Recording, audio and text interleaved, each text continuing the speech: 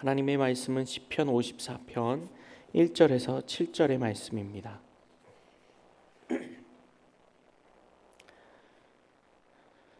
시편 54편 1절에서 7절의 말씀입니다. 우리 한 목소리로 봉독하여 읽겠습니다. 하나님이여, 주의 이름으로 나를 구원하시고 주의 힘으로 나를 변호하소서. 하나님이여, 내 기도를 들으시며 내 입의 말에 귀를 기울이소서. 낯선 자들이 일어나 나를 치고 포악한 자들이 나의 생명을 수색하며 하나님을 자기 앞에 두지 아니하였음이니이다. 하나님은 나를 돕는 이시며 주께서는 내 생명을 붙드시는 이시니이다.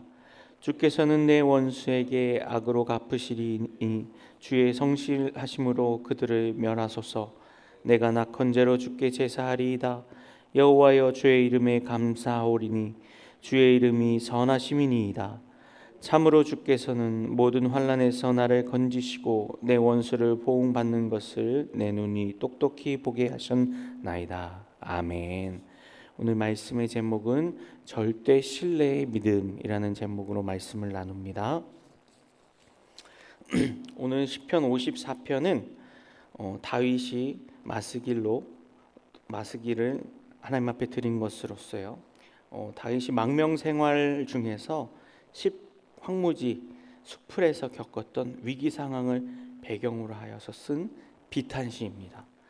다윗은 선민 이스라엘 왕으로서 가져야 될 절대 유일의 조건이었던 여호와 신앙의 순수성을 상실한 사울을 대체하여서 새 왕으로서 하나님께 기름 부음을 받고 그 이후에도 하나님의 도우심으로 이스라엘을 구원하는 여러 가지 혁혁한 전공을 세우면서 신앙의 순결과 또 열정은 물론이고 이스라엘 백성들의 지지까지 한 몸에 받게 되는 그런 지도자로 성장하게 됩니다. 그의 신망의 드높아짐에 있어서 그를 보고 사울은 시기하고 질투하게 됩니다. 자신의 왕권 유지에 급급하였던 사울과 또 그러한 사울을 추종하였던 추종자들은 다윗에게 누명을 씌우고 그의 목숨을 위협하고 그를 죽이려 하는 상황에 이르렀습니다. 이에 다윗은 망명 생활을 시작하고 여러 지역 또 해외로까지 돌아다니면서 10여 년이라는 긴 세월 동안 미래를 알 수 없고 불안한 망명 생활을 유지해야만 했었습니다. 이러한 가운데 특별히 십광야에서 다윗과 다윗을 따르던 백성들이 절체절명의 위기의 상황에 놓이게 됩니다. 십광야에서 백성들이 다윗이 있는 곳을 사울에게 고하게 됩니다. 그리고 그로 말미암아 사울이 군사들을 이끌고 다윗과 백성들을 포위하는 상황 가운데로 몰리게 됩니다. 이 상황 속에서 다윗은 자신의 마음을 하나님 앞에 의지하고 기도하며 오늘 본문의 시를 쓰게 되는 것이죠. 또 다윗은 이 밖에도 비탄시를 약 10여 편 정도 시편에 수록하고 있는데요, 그 중에서 내용상의 특성상 본시와 가장 유사한 시가 시편 35편입니다. 그가 망명 생활 전반에 걸쳐서 겪었던 암담하고 억울했던 자신의 심정을 드러내는데요, 특별히 53편 오늘 본시는요, 오히려 인간의 힘으로는 도무지 어찌할 수 없는 절대 한계의 상황에서 오직 성실하게 공의로 보응하시는 여호와 하나님만이 유일한 자신의 구원자라는 확고한 여호와 신뢰 사상을 바탕으로 오늘 시를 쓰고 있는 것입니다. 내용 관찰 문제 1번입니다. 지금 시편 기자는 어떤 상황에 처해 있습니까? 본문 3절을 함께 보면서 다윗이 자신이 처한 상황을 어떻게 이야기하는지를 살펴볼 수 있는데요, 3절을 한번 보겠습니다. 낯선 자들이 일어나 나를 치고 포악한 자들이 나의 생명을 수색하며 하나님을 자기 앞에 두지 아니하였음이니이다 라고 고백하고 있습니다. 오늘 다윗은요, 도피 생활 가운데서 특별히 이제 십광야 황무지에서 숨어들었습니다.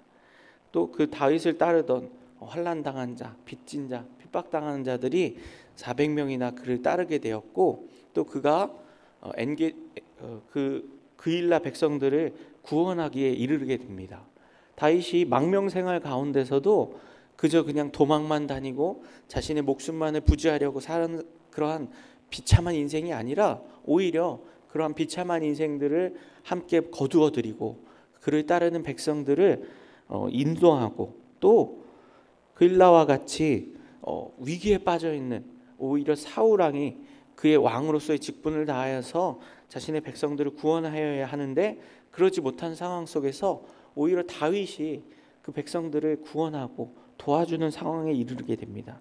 오늘 본문의 시는요, 사무엘상 23장을 보면은 그 상황적 배경을 잘 알 수 있습니다. 그렇게 다윗이 하나님의 왕으로서 기름 부음 받은 자로서 자신의 본분을 다하고 있을 때에 오히려 자신과 같은 민족이었던 십광야 백성들이, 유다 족속이었던 십광야 백성들이 다윗의 행적을 사울에게 고하게 됩니다. 그리고 십황무지 수풀에 숨어 있을 때에 사울을 추정하는 그곳 사람들이 밀고로 그의 목숨이 경각에 달하게 되고 절대절명의 위기 상황에서 이 탄식시를 쓰게 된 것입니다. 전형적인 비탄시의 내용을 보게 되면 탄식과 간구, 찬양의 형태로 구성되어 있는데 오늘 54편도 그러한 내용으로 있습니다. 또 전반부 1절에서 3절은 하나님을 경외치 않는 대적의 눈앞에 닥친 급박한 상황을 하나님 앞에 아뢰며 기도하고 있었고요. 특별히 본문 3절에서는 자신이 놓여 있는 상황을 잘 묘사하고 있습니다. 오늘 본문에서 말하는 것처럼 낯선 자들, 즉 그 마음에 하나님을 두지 아니하고 또 하나님을 자기 앞에 두지 아니한 자들을 그들의 위협 속에 자신이 놓여 있다라고 말하고 있습니다. 이것은 역사적인 상황, 즉 다윗이 놓여 있었던 이 광야 황무지에서의 상황, 그리고 자신을 밀고 하는 십광야 백성들의 십사람들의 그러한 모습을 아뢰고 있는 것입니다. 즉 자신을 죽이려 하고, 자신이 아무리 하나님 말씀대로 살아가고 사람들을 돕고 또 환난당하고 핍박당하고 빚진 자들을 거두고 그들을 인솔하고 그들을 위해서 자신의 삶을 희생하고 있음에도 불구하고 그러한 모습은 바라보지 아니하고 그저 자신들의 기득권과 왕권을 지키기 위해서 혈안이 되어 있는 사울과 동조하여서 다윗을 죽이려 하는 그러한 자들, 그러한 자들은 겉으로 보기에는 이스라엘 백성이고 하나님의 백성 같지만 그 속 마음 속에는 무엇입니까? 하나님을 그들 앞에 두지 않은 자들입니다. 하나님의 뜻을 알지 못하고 하나님의 뜻을 경외하지 않고 오히려 그렇게 하나님을 섬기며 하나님 말씀대로 살아가려 하는 다윗과 같은 하나님의 백성들을 핍박하고 그들을 죽이려 하는 상황 가운데 놓여 있는 것입니다. 그렇습니다. 우리가 살아가는 동안에 우리가 하나님의 백성으로서 하나님의 말씀대로 하나님을 경외하며 하나님 말씀대로 순종하며 살아가려고 할 때에 하나님의 도우심을 받을 것 같고 또 모든 사람들이, 우리 주변에 있는 사람들이 다 나를 동의하고 동조하고 함께 해줄 것 같지만요, 실상은 그렇지가 않습니다. 우리가 직장이나 사회나 또 사람들과의 관계에서 그리스도인으로서 하나님의 사람들로서 하나님 말씀대로 살아가려고 하면 그 사람들이 나를 동의해주고 도와주고 오히려 응원해줄 것 같지만요, 오늘 다윗의 상황처럼요, 오히려 우리를 시기하고 질투하고 어려운 상황 가운데, 환난 가운데, 심지어는 다윗과 같이 죽음을 눈앞에 둔 상황 가운데로 내몰아 간다는 것입니다. 이처럼요, 하나님을 마음에 두지 않은 세상은 아무리 그들을 위해서 희생을 하고 아무리 그들을 위해서 살아간다 할지라도요, 그들이 그것을 알지 못합니다. 그리고 오히려 우리를 핍박하고 더 어려운 상황으로 몰아가고 우리를 그렇게 모함합니다. 이것이 오늘 다윗뿐만 아니라 하나님을 섬기는 우리 성도들의 삶 속에서도 비슷하게 혹은 동일하게 일어나는 상황임을 우리가 잘 인식해야 합니다. 우리가 그리스도인으로서 하나님의 백성으로서 하나님을 섬기고 이 세상 가운데서 살아가면 세상이 나를 도와줄 것 같지만요, 실상은 그렇지 않고 세상은 우리를 더 힘들게 하고 걸치게 합니다. 더 어렵게 만듭니다. 그럼 우리를 도와주시는 분은 누구실까요? 오늘 다윗이 오늘 이 시편 54편에서 고백하고 있지만요, 우리를 도와주시는 분은 세상이 아니라 하나님이심을 기억해야 합니다. 이런 절박한 상황, 어려운 상황 가운데서 우리가 붙들고 바라봐야 할 것은 세상이 아니라 또 자기가 가진 자기 힘이나 능력이 아니라 하나님이심을 깨달아 알아야 하는 것입니다. 내용 관찰 문제 2번입니다. 아직 상황이 해결되지 않았지만 시편 기자는 하나님 앞에 어떤 결단과 고백을 합니까? 본문 6절과 7절을 함께 보면서 과연 다윗이 어떻게 결단하고 고백하는지를 볼 수 있습니다. 내가 낙헌제로 주께 제사하리이다. 여호와여 주의 이름에 감사하오리니 주의 이름이 선하심이 이니이다. 참으로 주께서는 모든 환난에서 나를 건지시고 내 원수가 보응받는 것을 내 눈이 똑똑히 보게 하셨나이다. 아멘. 그렇습니다. 다윗은 먼저 하나님 앞에 아직 자신이 그러한 그 사울의 포위 또 죽음의 위협 속에 놓여 있는 것이 완전히 해결되지 못한 상황인데 그 상황 속에서 어떻게 합니까? 하나님 앞에 낙헌제를 드리겠다라고 먼저 얘기합니다. 낙헌제는 하나님의 선하심에 감사하면서요, 자발적이고 즐거운 마음으로 하나님께 예물을 드리는 제사를 말합니다. 서원제와 감사제와 함께 화목제에 속하는 제사이면서요, 또 하나님께 감사하는 마음으로 드린다는 점에서는 감사제와 비슷하지만 하나님께 축복을 받았건 받지 않았건 드려진다는 점에서는 달랐습니다. 소제와 함께 드릴 수 있었던 제사입니다. 지금 무슨 말입니까? 다윗이 지금 자기가 놓여 있는 상황을 하나님께서 해결해 주실 것이라는 믿음의 고백을 하고 있습니다.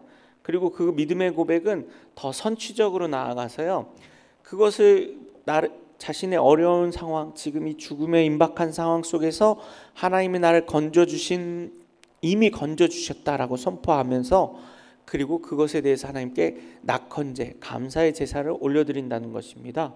근데 왜 낙헌제라고 했을까요? 방금 말씀드린 것처럼 단순한 감사제가 아니라, 즉 자신의 삶에 일어난 하나님의 도우심에 감사하는 것으로 그치는 것이 아니라 낙헌제와 같이 혹 이루어지지 않는다 할지라도, 자신에게 놓여있는 상황이 자신이 생각한 것처럼 잘 풀려지지 않는다 할지라도 하나님께 감사하겠다.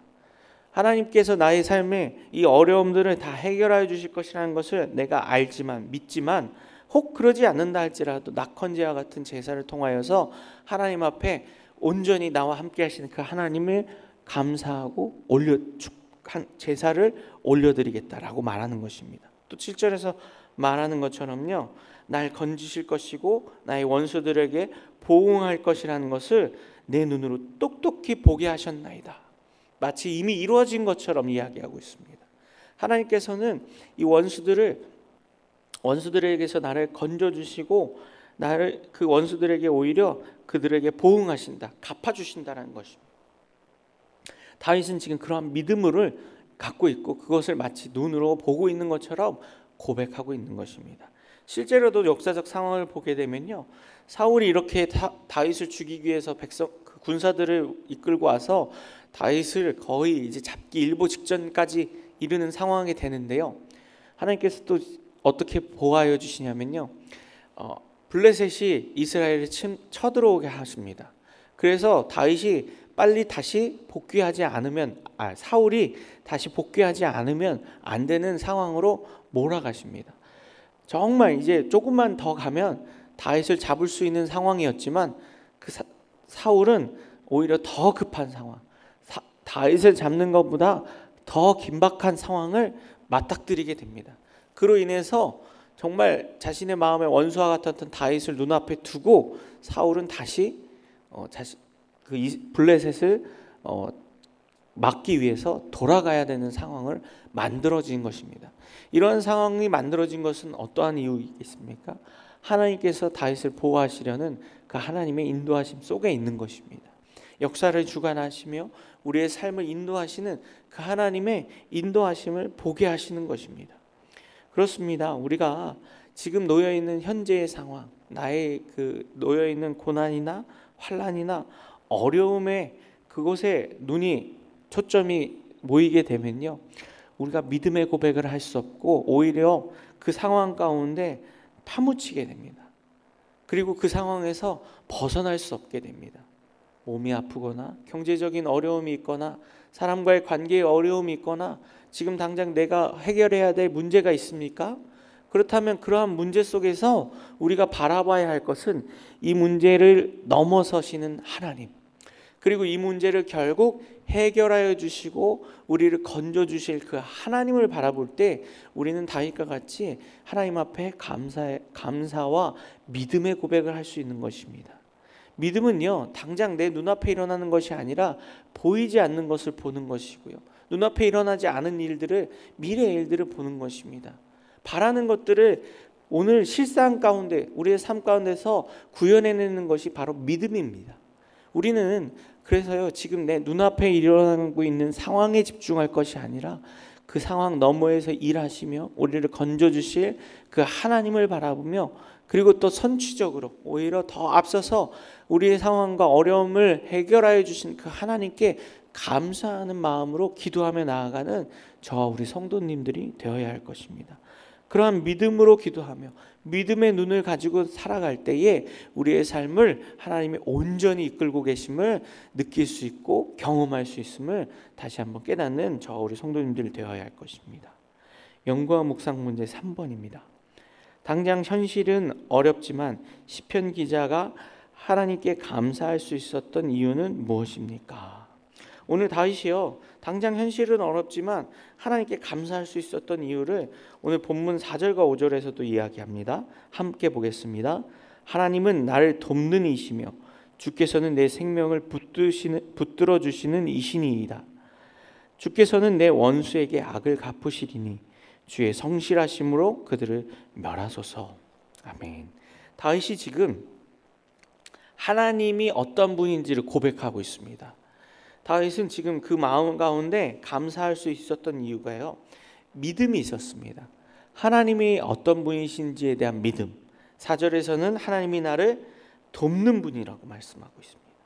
또 내 생명을 붙들어 주시는 분이라고 말씀하고 있습니다. 그렇습니다. 오늘 우리 삶을 붙드시며 나를 도와주시는 분은 하나님이심을 우리가 다시 한번 깨달아야 합니다. 마치 내 힘으로 살아가는 것 같고, 내가 가지고 있는 재물의 힘으로, 또 내 능력으로 살아가는 것 같고, 또 내가 모아놓았던 것, 또 나를 돕는 주변의 사람들이 마치 나를 돕는 것 같지만요, 이 모든 것들을 조성하시고 이끌어 주신 분은 하나님이셨음을 우리가 다시 한번 깨달아 알아야 합니다. 우리가 믿음으로 산다는 것은요, 멀리 있지 않습니다.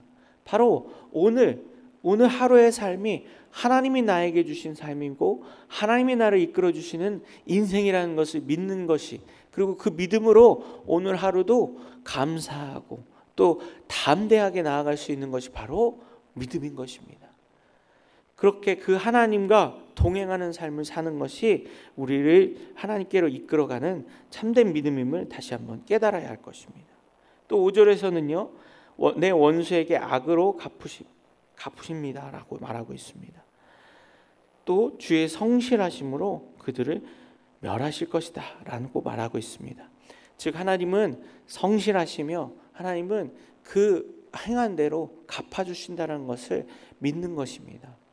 하나님이 결코 자신이 약속하신 것, 또 자신이 선택하신 자신의 백성들을 결코 놓지 아니하시며 오늘도 지키고 이끌고 계신다는 그 믿음이 저 우리 성도님들 가운데 있어야 할 것입니다. 그러한 믿음을 통하여서 우리가 오늘도 감사하며 하루를 시작하길 소망합니다. 느낀 점 4번입니다. 극심한 고통 속에서 하나님이 어떤 분이신지 묵상하고 그분이 행하실 일을 믿음의 눈으로 바라보며 감사하는 시편 기자를 볼 때 무엇을 느낍니까? 우리가 환난 중에서, 고통 속에서 무엇을 바라보고 의지해야 하는지를 깨닫게 됩니다.